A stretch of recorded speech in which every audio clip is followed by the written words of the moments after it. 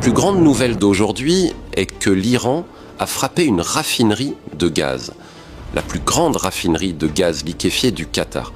La raison en est qu'Israël et les États-Unis ont frappé une raffinerie de gaz qui est aussi la plus grande raffinerie de gaz d'Iran, et l'Iran a riposté en frappant le Qatar, et c'est donc partout dans l'actualité. Vous savez que le Qatar a expulsé des diplomates iraniens de leur pays, et vous savez que c'était si grave que Donald Trump a même blâmé Israël, mais pourtant, quand cela se produit, c'était partout dans l'actualité que c'était coordonné entre les deux pays, les États-Unis et Israël. Aujourd'hui, Donald Trump dit qu'il n'en a jamais entendu parler, qu'il n'a jamais participé à cet attentat à la bombe. Pourquoi? Parce que l'Iran a riposté. Quand Israël a frappé hier, il n'est pas sorti pour blâmer Israël en disant que vous n'auriez pas dû faire ça. Maintenant que l'Iran a riposté, tout d'un coup il est bouleversé et parle de « oh, nous n'en savions rien ». Vous voyez, c'est comme ça qu'ils opèrent, ils vous provoquent et ils essaient de voir comment vous allez réagir. Si vous ne faites rien, ils continueront à vous provoquer et ils vont aggraver les choses. Mais parce que l'Iran n'est pas une blague, ils savent que le jeu que jouent les États-Unis et Israël, dès qu'ils ont frappé, l'Iran riposte immédiatement, et c'est ce qu'ils n'aiment pas, parce que la plus grande nouvelle sur tout cela est le fait que cela touche les poches des 1%. C'est là que le problème se situe. Le prix du pétrole peut augmenter.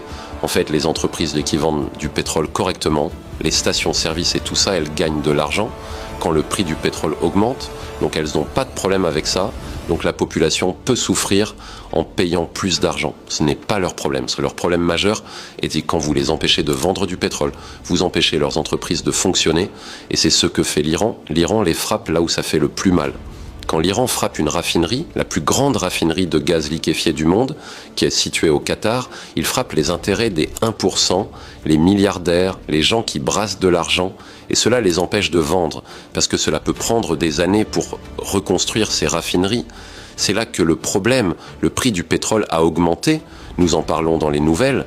Donald Trump s'en fiche, mais il est bouleversé aujourd'hui parce que les milliardaires sont allés le voir et lui ont dit « Regardez, nous n'avons pas de problème avec vous pour faire souffrir le peuple américain, mais toucher à nos affaires, c'est ce que vous faites.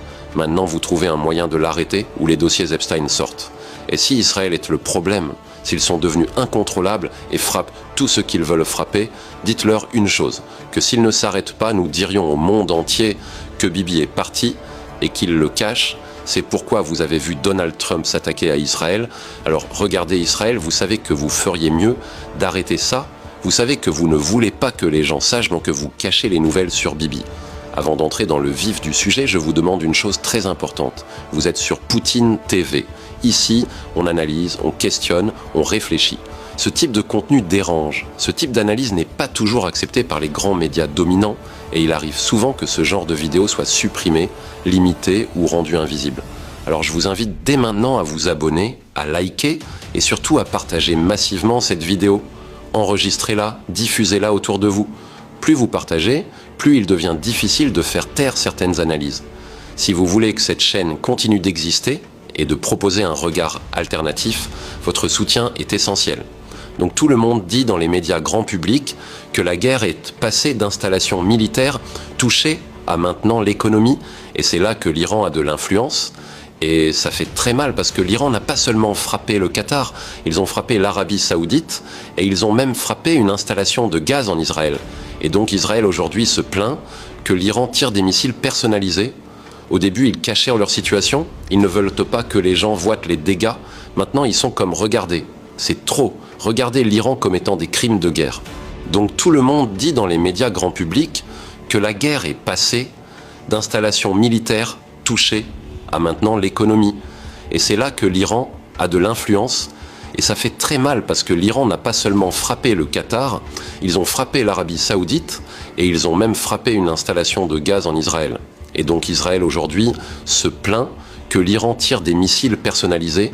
Au début, ils cachaient leur situation, ils ne veulent pas que les gens voient les dégâts. Maintenant, ils sont comme « regardez, c'est trop, regardez l'Iran comme étant des crimes de guerre ». Gardez à l'esprit que ces armes à sous-munitions, ils disent que c'est interdit au niveau international en ce moment. Mais les pays doivent signer pour ça. Si vous acceptez de participer à cette interdiction, cela signifie que vous ne les utiliserez pas. Israël n'a jamais signé pour cela. Les États-Unis n'ont jamais signé pour cela, l'Iran n'a pas signé pour cela. Mais Israël veut que la communauté internationale condamne l'Iran parce qu'ils utilisent ces armes à sous-munitions, alors qu'eux-mêmes n'ont jamais signé pour participer à ce groupe. C'est l'hypocrisie. Vous voyez Israël, vous savez qu'ils s'en sortent avec presque tout, ils ne signent jamais rien. Vous leur parlez de quelque chose, ils commettent un génocide, ils disent « non, nous nous protégeons ». C'est comme ça qu'ils parlent toujours correctement. Tout le monde les déteste quand vous les critiquez un peu. On parle d'antisémitisme ou de quoi que ce soit, mais jusqu'à présent, l'Iran leur a montré que quand vous ne voulez pas respecter le droit international, la même violation peut s'appliquer à vous. Si vous ne participez pas à l'interdiction des munitions, ne vous en plaignez pas.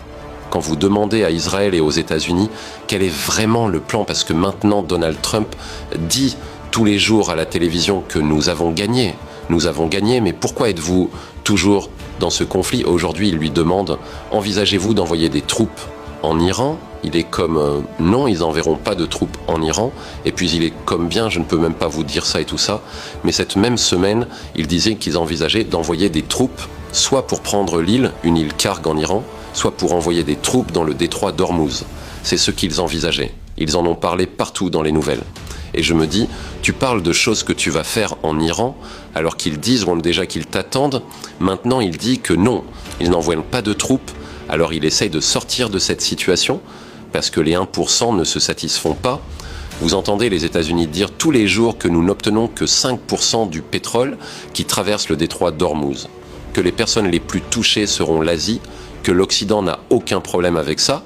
Mais il y a une chose qu'ils ne vous disent pas, c'est qu'ils sont copropriétaires de ces sociétés pétrolières et gazières dans les pays du Golfe. Aramco et toutes ces entreprises que vous entendez habituellement, les citoyens américains sont copropriétaires de ces entreprises. Ils ont un grand pourcentage de partenariat dans ces entreprises. Donc même si le pétrole ne vient pas directement, beaucoup de pétrole vendu à d'autres pays est vendu par des citoyens américains qui sont partenaires dans ces entreprises. Et donc l'Iran a le plus grand levier aujourd'hui, pas parce que le prix de l'essence va augmenter aux États-Unis, mais parce que ces compagnies pétrolières et gazières ne vendent pas, ce qui signifie que les milliardaires ne gagnent pas d'argent. C'est l'influence que l'Iran a aujourd'hui. Il ne s'agit pas des citoyens ordinaires, il ne se soucie jamais des gens ordinaires, il se soucie des 1%, et l'Iran le sait très bien. Nous l'avons vu en Russie, le prix du gaz a augmenté en Europe, dès qu'ils s'en souciaient, ils ont préféré abandonner le pétrole et le gaz russe, sacrifier leurs propres citoyens en payant plus pour acheter du gaz liquéfié américain. Pourquoi? Parce que le plus important était que les 1% devaient vendre. Le prix de l'essence peut atteindre 200 $, c'est bien, mais si le gaz n'est pas vendu, ils n'ont pas d'alternative comme ils l'avaient avec la Russie et l'Ukraine. Le prix de l'essence ne bouge pas, les raffineries sont bombardées, les 1% ne gagnent pas d'argent. Et s'ils ne gagnent pas d'argent, c'est là que réside le problème majeur, et c'est pourquoi l'Iran pense que les États-Unis vont céder. Juste un exemple simple que nous voyons maintenant, quand l'Iran bombarde une raffinerie au Qatar et que tout le monde panique, cela montre clairement de quoi je parle ici. Il ne s'agit pas de gens ordinaires, il n'a jamais été question de gens ordinaires, il s'agit des 1%. Ils doivent être à l'aise, et en ce moment l'Iran les met mal à l'aise. Si vous êtes arrivé jusqu'ici, cela signifie que vous cherchez à comprendre au-delà des titres et des déclarations officielles. Vous êtes sur Poutine TV, un espace d'analyse où l'on examine les stratégies, les contradictions et les enjeux profonds. Encore une fois, abonnez-vous, likez cette vidéo, partagez-la massivement, sauvegardez-la. Ce type de contenu peut disparaître rapidement parce qu'il ne correspond pas toujours à la narration dominante.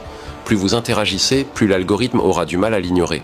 Restez vigilant, restez analytique et surtout ne vous arrêtez jamais à la première version d'un événement. La réflexion critique est votre meilleure arme.